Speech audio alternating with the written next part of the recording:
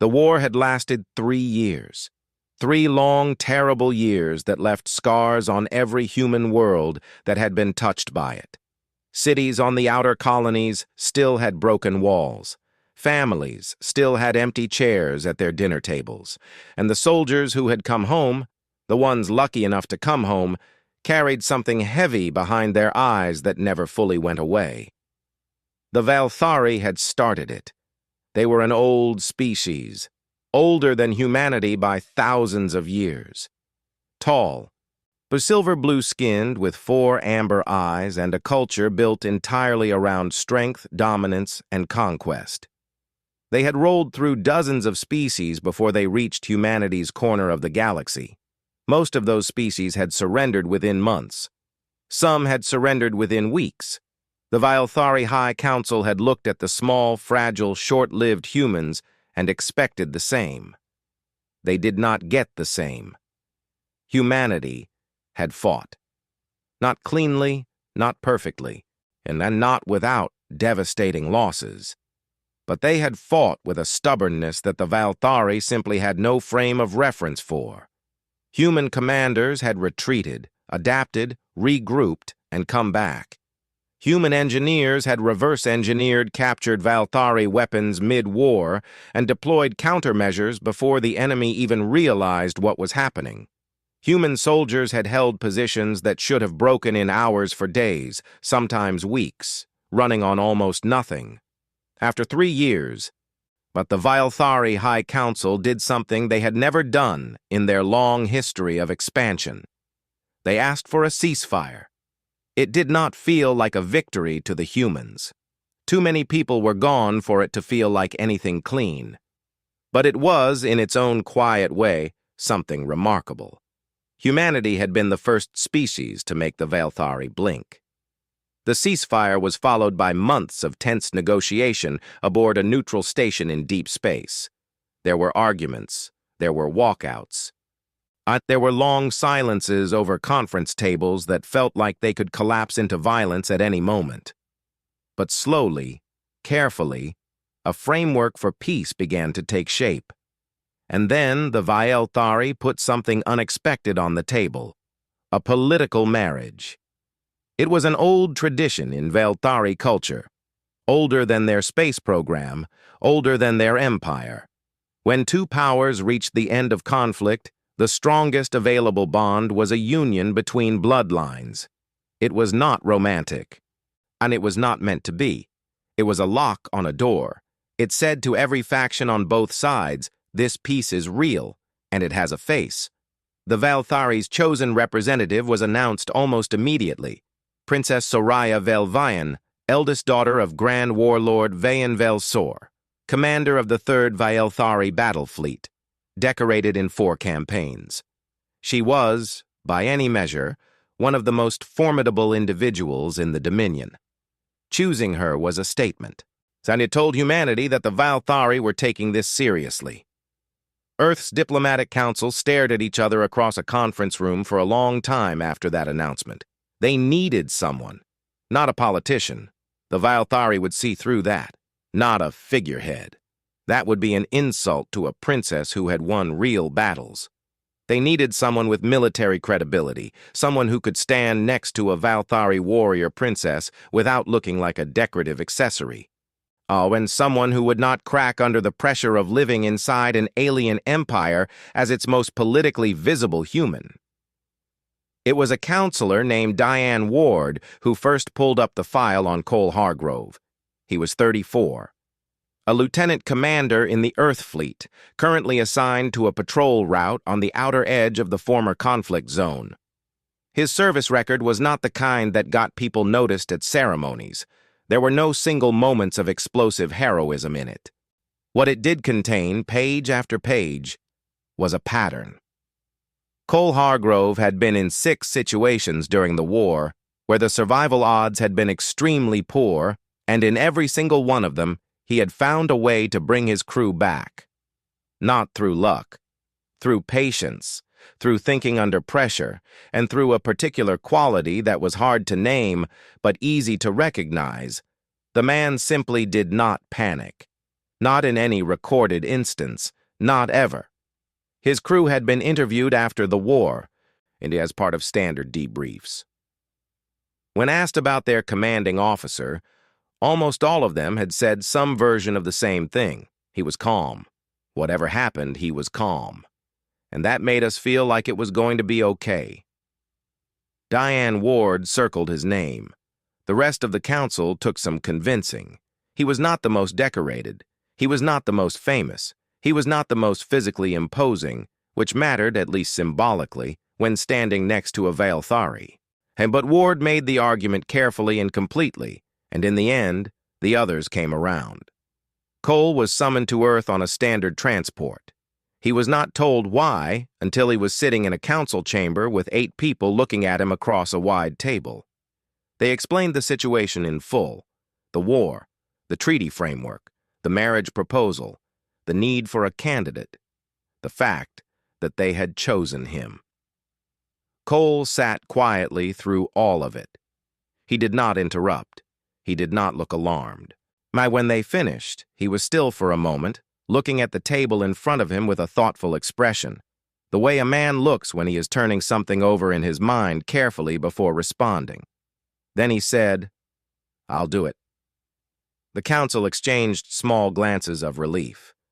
Cole looked up. "I have one question." "Of course," Ward said. "Do I have permission to be honest with her? Not diplomatic. Honest." The room went a little quiet. It was not the question they had expected, and several of them looked uncertain, as though they were trying to figure out whether honesty with an alien princess was a strategic asset or a liability. Ward studied him for a moment. Then she said, "Yes." Cole nodded once. He didn't smile. He didn't look excited or nervous or proud. He looked like a man who had just been handed a difficult job and was already thinking about how to do it right. He was given 3 weeks to put his affairs in order before the formal introduction process with the Valthari delegation would begin. On the last evening before he left his quarters for the final time, his younger brother Pete called him over a comm line and asked him if he was scared. Cole thought about it honestly, the way he thought about most things. "Not yet," he said. Pete laughed a little, the way you laugh when something is both funny and sad at the same time. "You know," Pete said, I think that might actually be exactly why they picked you." Cole didn't answer that. He just said goodnight, closed the comm, and looked out the small window of his quarters at the stars for a while. Somewhere out there, beyond the patrol routes and the debris fields of the war, was a Valthari flagship carrying a princess who thought this arrangement was nothing more than a political tool. Cole had dealt with harder problems than being underestimated, and he turned off the light and went to sleep. The neutral station above Tethys 4 was not a beautiful place. It was a working station, all gray metal corridors, recycled air, and the low hum of environmental systems running around the clock. It had been chosen precisely because it belonged to no one. No flags on the walls, no symbols of either side, just a place in the middle of empty space where 2 very different peoples could stand on equal ground. The Valthari delegation arrived first, and 3 warships dropped out of faster-than-light travel in tight formation, the way soldiers walk into a room, deliberate, unhurried, making sure everyone noticed. Their shuttle docked at the primary bay with a precision that was almost theatrical. When the doors opened, Soraya Velvayan walked out ahead of her entire escort, and the human station crew standing nearby went very still without meaning to. She was tall, nearly 2 meters, with the lean and dense build of someone who had spent a lifetime training for war. Her skin was the silver blue of the Valthari, smooth and cool-looking, marked along her jaw and collarbone with dark war glyphs that had been earned, not given. She wore ceremonial armor, not decorative armor, the kind worn for show, but actual combat-grade plating that had simply been polished for the occasion. Her 4 amber eyes moved across the room in a single sweep, cataloging everything in seconds. She did not look like someone who was here for a wedding. She looked like someone who had agreed to sign a contract and intended to get it over with. Cole arrived on a smaller human transport 30 minutes later. He walked off the ramp in his dress uniform, dark navy, clean lines, a handful of service ribbons over his left chest that anyone paying attention would recognize as significant. He was not as tall as the Valtari, not as visually imposing. He had brown hair, a straightforward face, and the kind of steady eyes that did not dart around a room. When he saw Soraya across the docking bay, he looked at her for a moment, not staring, not performing confidence, just looking. The way you look at something you are genuinely trying to understand. Then he walked over and introduced himself. He said his name. He said he was glad the station had good air recycling because deep space transports were always a little stale. And he said it without any apparent awareness that it was an unusual thing to say to a Velthari princess in front of both delegations. Soraya stared at him. Her translator unit rendered his words into the Velthari tongue a half-second after he spoke them. She processed what he had said. Then she looked at him with an expression that could only be described as carefully neutral, the expression of someone choosing not to react to something because reacting would require acknowledging that it had happened. "Lieutenant Commander Hargrove," she said through the translator. Her voice was low and even. "I have been briefed on the ceremony arrangements." "Cole is fine," he said. Another pause. "Very well," she said. And that was the end of their first conversation. The ceremony itself was held in the station's largest common room, which had been transformed with considerable effort by both delegations. Half the space carried Valthari ceremonial colors, deep crimson and black, with tall structural pieces that held burning ceremonial compounds that produced a cool, smokeless flame. The other half held human elements, white linens, warm light, and flowers that had been shipped in from a colony 2 systems away, because someone in the diplomatic office had decided that flowers were important. The two halves did not blend together particularly well. They sat next to each other like two people on a bench who did not know each other and were both looking straight ahead. The ceremony was conducted by a jointly appointed officiant, an elderly human diplomat named Roger Cass, who had spent 40 years in interstellar relations and had a practiced ability to speak for long periods of time in a way that sounded meaningful without saying anything that either side could object to. He did his job well. Soraya stood through the ritual portions with perfect stillness. Cole stood beside her with his hands clasped loosely in front of him and said his parts at the right moments in a calm, clear voice. When the final binding declaration was spoken and the formal union was registered in both civilizations' legal records, Soraya looked at him briefly. He looked back at her. Neither of them smiled. It was not that kind of moment. The reception afterward was where things got interesting.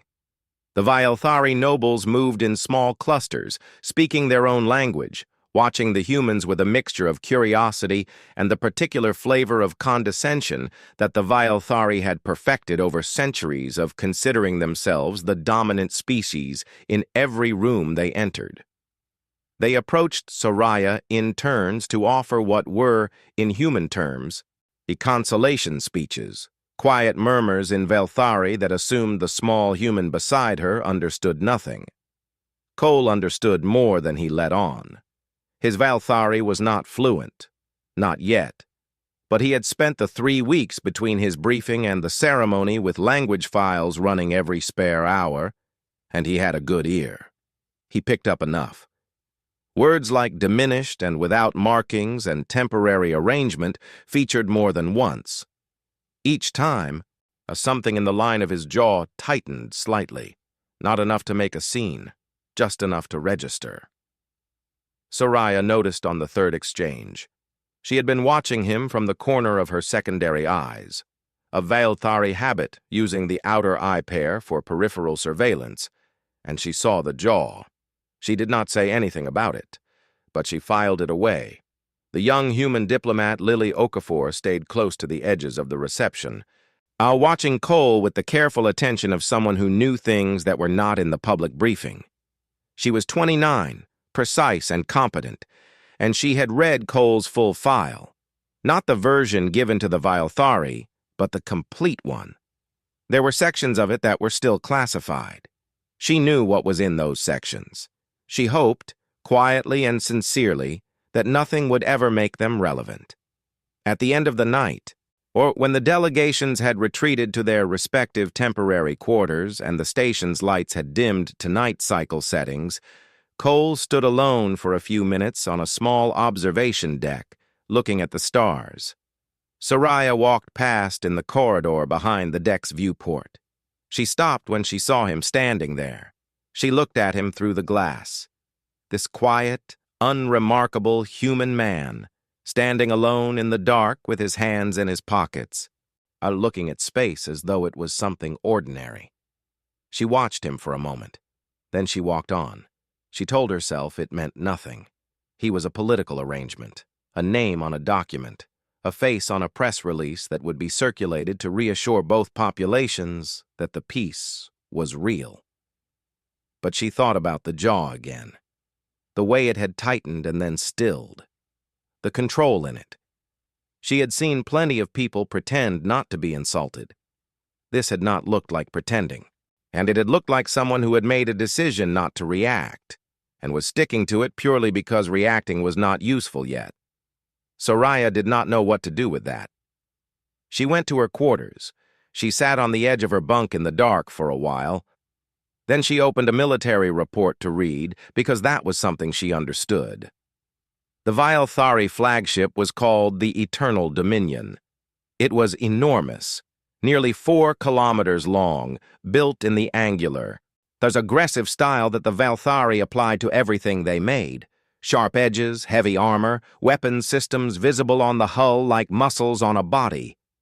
It did not look like a ship that had ever been designed with comfort in mind. It looked like a ship that had been designed to make other ships feel afraid. Cole stepped aboard it and looked around with the same expression he used for most things, calm, observant, quietly taking everything in. His quarters were small by human standards and clearly not designed with human proportions in mind. The bunk was too wide and too short. The lighting ran cooler and bluer than humans preferred. The door controls were set at Vilethari shoulder height, which meant Cole had to reach up slightly every time he used them. None of this seemed to bother him particularly. He adjusted his sleep position, ignored the lighting, and reached for the door controls without complaint. Soraya had expected friction. She had assumed the human would come to her within the first week, asking for accommodations, adjustments, special food, something. Almost every non-Vilethari who had ever lived aboard the Eternal Dominion had asked for something within the first few days. It was practically a tradition among the crew, taking bets on what the newcomer would request first. Cole did not request anything. He showed up to the morning mess on the second day, or looked at the Vilethari food, which was dense, strongly flavored, and formulated for a species with a very different digestive system, and ate it without visible drama. He did not finish everything on his plate, but he ate enough that no one could call it refusal. When a junior crew member watched him eat with open curiosity and then asked, through a translator, what he thought of the food, Cole considered it for a moment and said it reminded him of something his uncle used to cook, or except with more minerals. The crew member stared at him, then walked away, unsure what to do with that answer. Within 2 weeks, Cole had learned the mess hall seating customs, which sections belonged to which ranks, which seats were considered neutral, and which ones carried quiet political meaning among the crew. He never sat in the wrong place twice. The crew noticed this. They did not say anything about it openly, but they noticed. He trained every morning in the fitness bay. A Vilethari training was built for their physiology. Heavy resistance, explosive movement, drills designed around their natural strength advantages.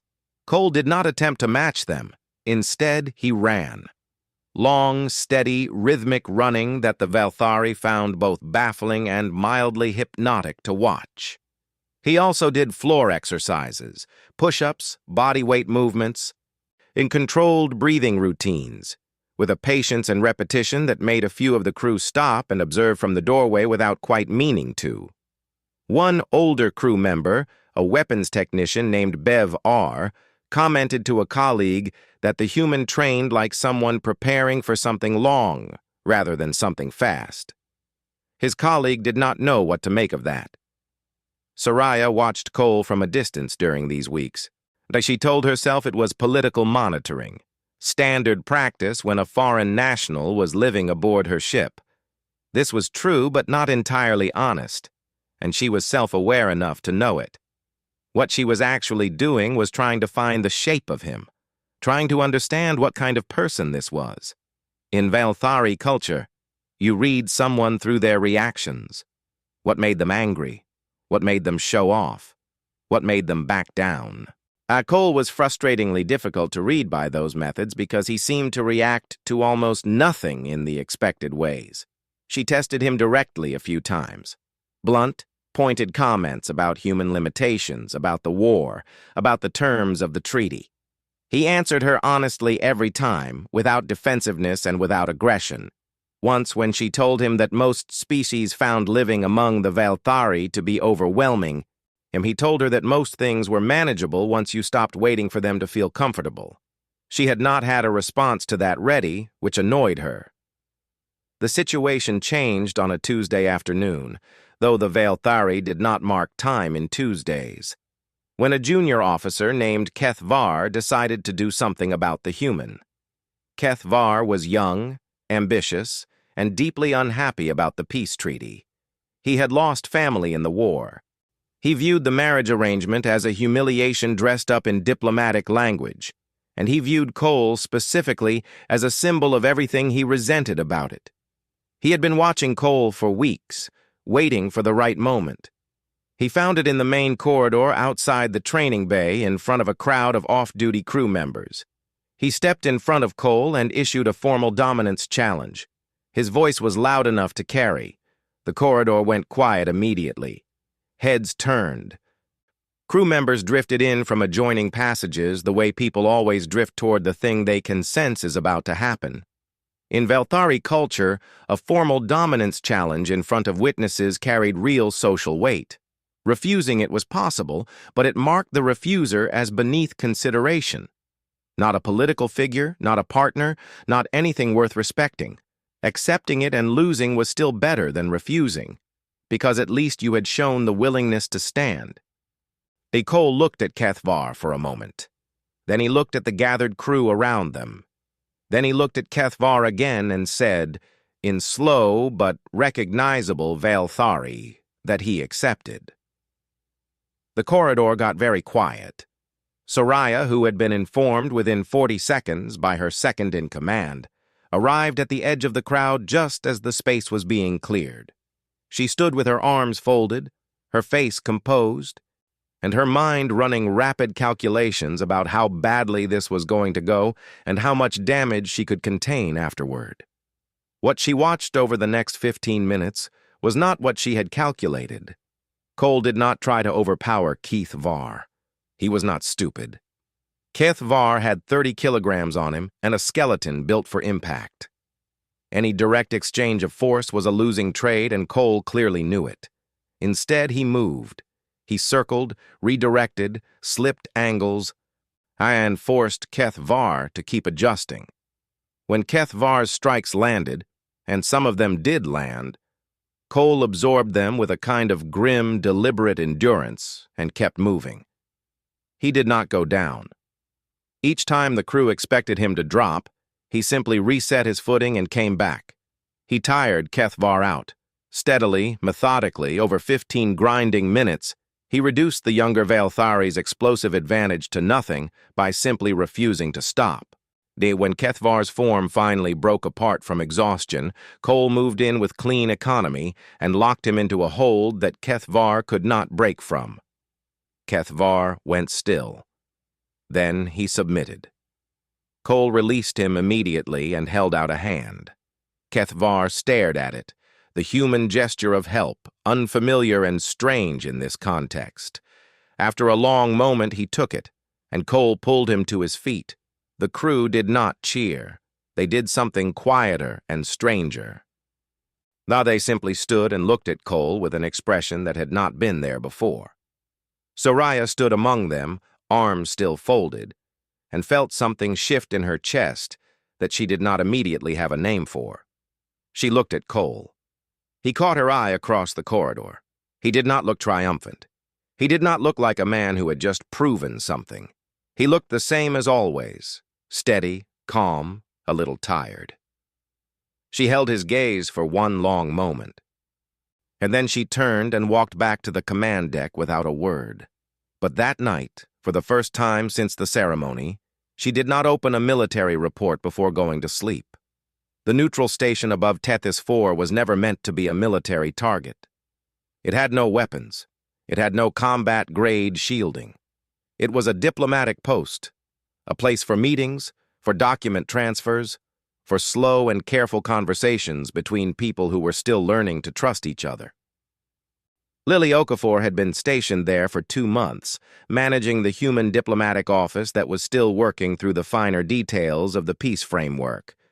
It was quiet work, important, but quiet. The attack came on a morning when Cole happened to be there for a routine communications review.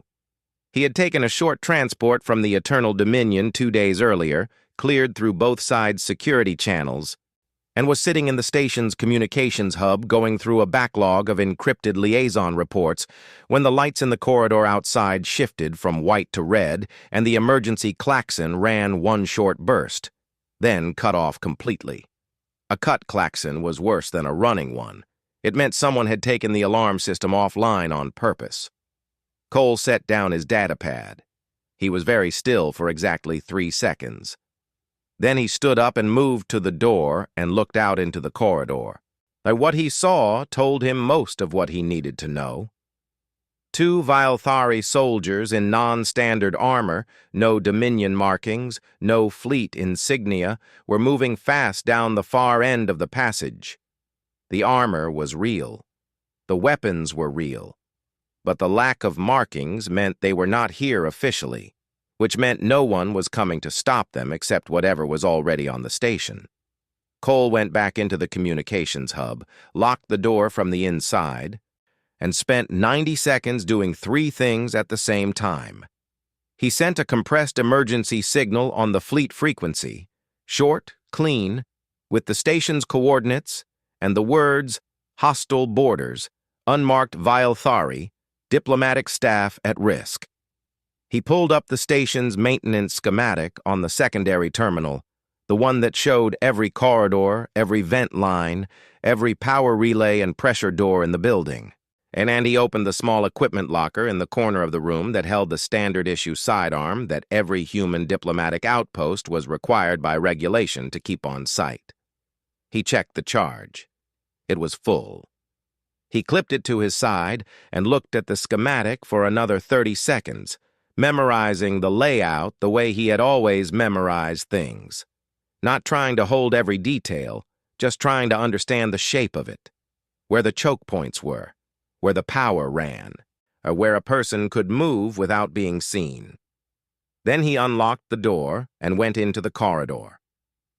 What was happening on the station had been organized carefully.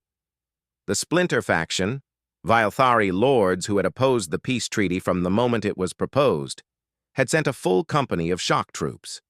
Their goal was specific: kill the human diplomatic staff, destroy the records of the treaty framework, make it look like an accident or an internal malfunction. And without the human architects of the agreement, without the documentation, the peace would have nothing to stand on. It would collapse. And the war, they believed, could begin again on terms more favorable to their faction. They had not planned for Cole Hargrove. They had known he was on the station. They had considered him a low-level complication, one human soldier with a sidearm against a full company of Vilthari shock troops. Their tactical estimate had assigned him approximately 4 minutes before he was neutralized. What they got instead was 40 minutes of something that none of their analysts had a category for. Cole did not fight them directly. He was not foolish enough to walk into corridors full of Vaelthari soldiers and trade shots. Instead, he used the station the way he had used everything else in his life. Carefully, patiently, and with a clear understanding of what he actually had available to him. He used the maintenance tunnels. The station's ventilation and service corridors ran parallel to the main passages, accessible through small hatches that the Vaelthari soldiers were not monitoring because soldiers of their size could not fit through them. Cole could. He moved through the station's hidden skeleton, crawling where he had to, moving fast where he could. And he attacked not the soldiers themselves, but the environment around them.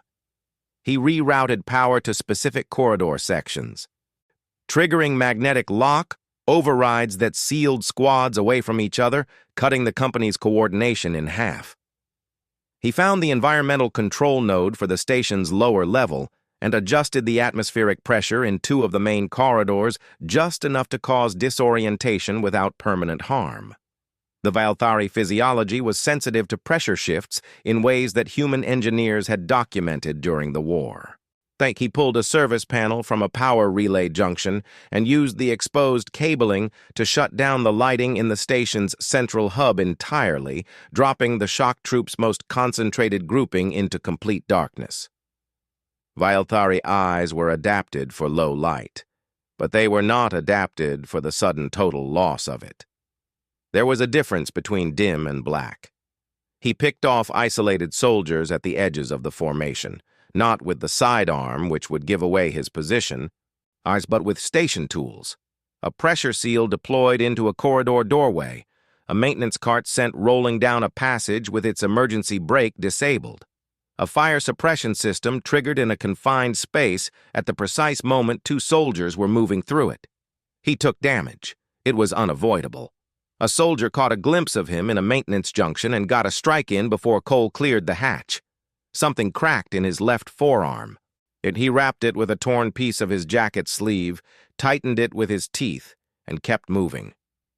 A second hit came from a ricochet in a narrow passage, a burn across his left side that he became aware of in the distant, managed way that people who have trained themselves to function under pain become aware of things. He noted it. He kept moving.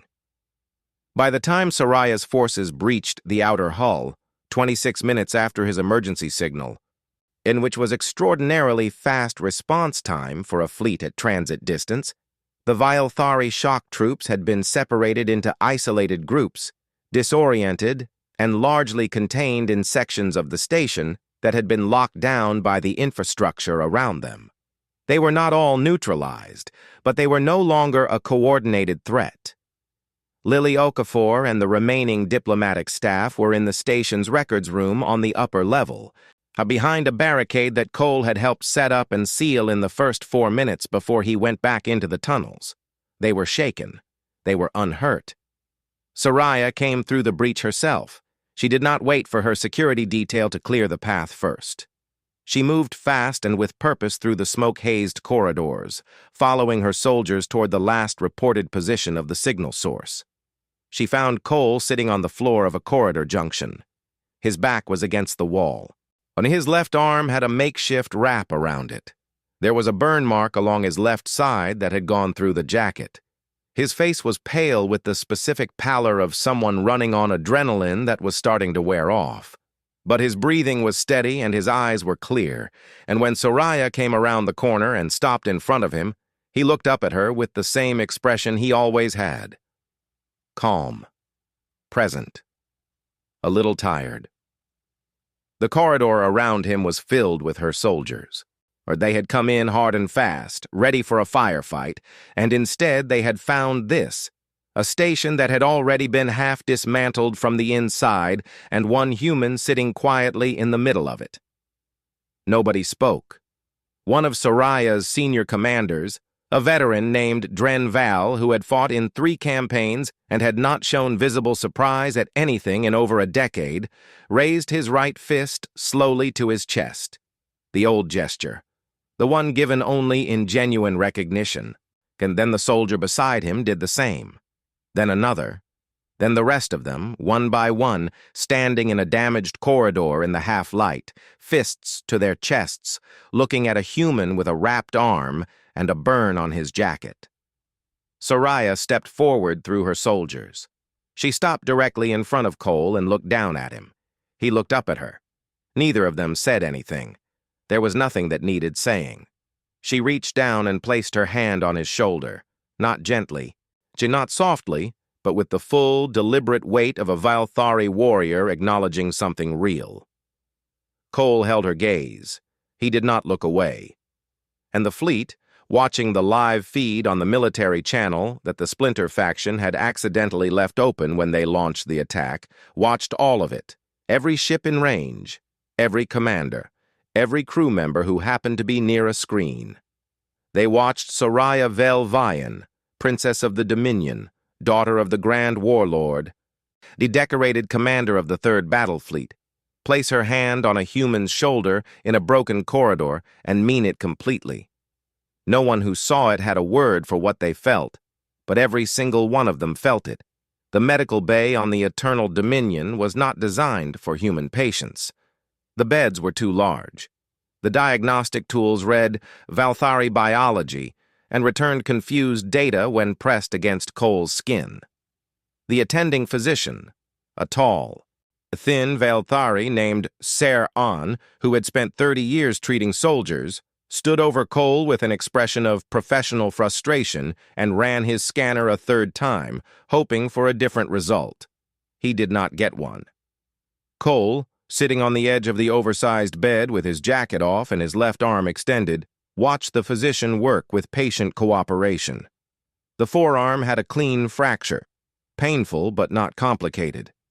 The burn on his left side was surface level, already treated and sealed with a compound that Soraya's medics had assured him worked on most carbon-based tissue. He had taken the compound's effects on faith, which said something about how far things had come in 3 months.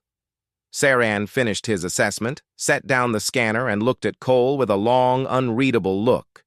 Then he said, in slow and deliberate Valthari, that the fracture would take 3 weeks, and that Cole was to avoid using the arm for anything strenuous. Cole thanked him. In Valthari, Saran picked up his scanner and left the bay without another word. But at the door he paused for just a moment, not long enough to be obvious, and then walked on. Soraya came to the medical bay an hour later. She stood in the doorway and looked at Cole, who was sitting up reading something on a datapad with his good arm. He looked up when she came in. She walked to the chair beside the bed and sat down, which surprised him slightly. Soraya rarely sat in the presence of others unless she was at a command table. They did not talk about what had happened on the station right away. She asked about the arm. He told her what the physician had said. She told him that the Splinter faction's leadership had already been identified and that the Dominion's own military forces were moving on them. He nodded. There was a pause that was not uncomfortable. Then she said quietly, that she had watched the feed. He said he figured she had. She said the fleet had watched it too. He did not say anything to that. She looked at him for a moment, all 4 eyes, which she rarely directed at him fully and directly. "Why did you not tell me?" she said. "What was in your file? The parts they did not share with us." Cole thought about that for a second. "Because it wasn't relevant until it was," he said. "And because you wouldn't have believed it if I'd told you." "Yeah, people don't usually believe that kind of thing until they see it." Soraya was quiet. Then, in a voice that was still even, but carried something underneath it that had not been there before, she said that she had underestimated him. Cole looked at her. "I know," he said. "It's okay. Most people do." "I will not do it again," she said. It was not an apology. Soraya Velvayan did not apologize. It was not a Valthari custom, and it was not in her personal vocabulary. But it was something more direct than an apology. It was a statement of change, a line drawn. Cole understood the difference, and he respected it. "Good," he said. And that was the end of that conversation. The political aftermath of the attack took months to work through. The Splinter faction was dismantled piece by piece, its assets frozen, its members brought before the Dominion's High Council. The proceedings were public, which was unusual and deliberate. The Grand Warlord and Soraya's father wanted every corner of the Dominion to see clearly that the peace was not a weakness to be exploited. It was a position of strength, and challenging it had consequences. The peace treaty, which had been fragile in the weeks following the ceremony, was now harder than it had been before. The attempted assassination had done the opposite of what the Splinter faction intended. Rather than unraveling the agreement, and it had given both sides something to point to. A shared enemy, a shared crisis survived, and a shared moment that everyone had seen on the feed and could not unsee. Several Vialthari lords who had previously sat in careful, non-committal silence now added their formal support to the treaty.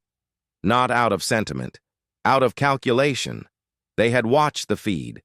They had seen what Soraya did in that corridor. And they had made the reasonable assessment that a political alliance that produced that kind of loyalty on both sides was an alliance worth protecting.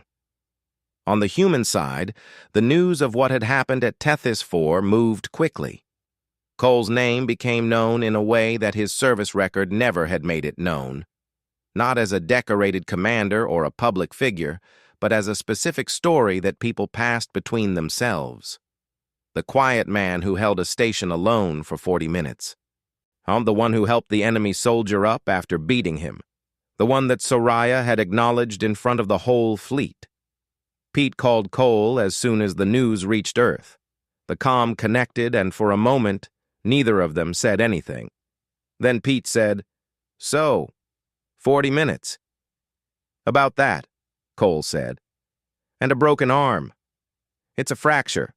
Smaller than a break." Pete laughed, the same laugh as before, both funny and something else at the same time. "Are you okay?" he asked.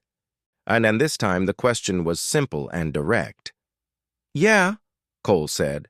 "I'm okay." There was a pause. "Is she treating you well?" Pete asked. Cole looked across the room at the corridor beyond the open doorway, where the sound of the flagship's daily operations moved at its usual pace, crew voices in Vialthari, the low hum of the ship's systems, the distant clang of something in the engineering section that always happened at this hour for reasons no one had explained to him yet. "Or better than she did before," he said. Lily Okafor recovered at a human medical post 2 systems away and sent Cole a short message when she was cleared. It read, "I told you they'd figure it out eventually. Also, you owe me for not mentioning the classified sections of your file when I was briefing the Vialthari. I had to sit on that the entire time." Cole read it and allowed himself a small, quiet smile. He sent back 2 words, "Thank you." He meant them for more reasons than she probably realized. 3 weeks after the attack, a new Vialthari ambassador arrived aboard the Eternal Dominion. He had been sent by a powerful eastern faction of the Dominion that wanted to revisit several points in the treaty framework, not to break it, but to negotiate for more favorable terms on resource access and border definitions. It was a standard political move. The kind that happened after major crises when parties tried to shift ground while the dust was still settling. The ambassador was experienced and well-prepared. He had spent 2 weeks reading briefings, studying the treaty and preparing arguments for each point he intended to challenge. He walked into the Joint Council chamber with a measured confidence, the way someone walks into a room when they believe they have the advantage. Cole and Soraya were already seated when he entered. They were side by side at the head of the table, not performing anything, not arranged for effect, just sitting the way 2 people sit when they are used to sitting beside each other. Quietly, with the ease of familiarity, both looking at the door as he came in with expressions of identical, polite patience. The ambassador stopped just inside the doorway. He looked at them, both of them, together. And then he thought about the feed, about 40 minutes in a damaged station, about a fleet standing silent with fists to their chests, about Soraya Velvayan's hand on a human's shoulder and what that gesture meant in Vaelthari culture and what it said about the person she had placed it on. He sat down across the table, folded his hands in front of him, and quietly revised every position he had prepared before he opened his mouth to speak. He did not challenge the core terms. He asked instead, about the border survey process, a reasonable technical question, and the conversation that followed was professional, constructive, and concluded in under 2 hours. When he left, he told his aide that he had revised his approach because the situation had looked different in person than it had in the briefing documents. His aide asked what specifically had looked different. The ambassador thought about it for a moment. Them, he said simply, and did not elaborate further. Cole and Soraya walked back from the council chamber together in the quiet of the corridor. Neither of them spoke. The ship hummed around them. Somewhere in the engineering section, the same unexplained clang happened at its usual hour. Soraya glanced at him as they walked. He glanced back. No words. None were needed.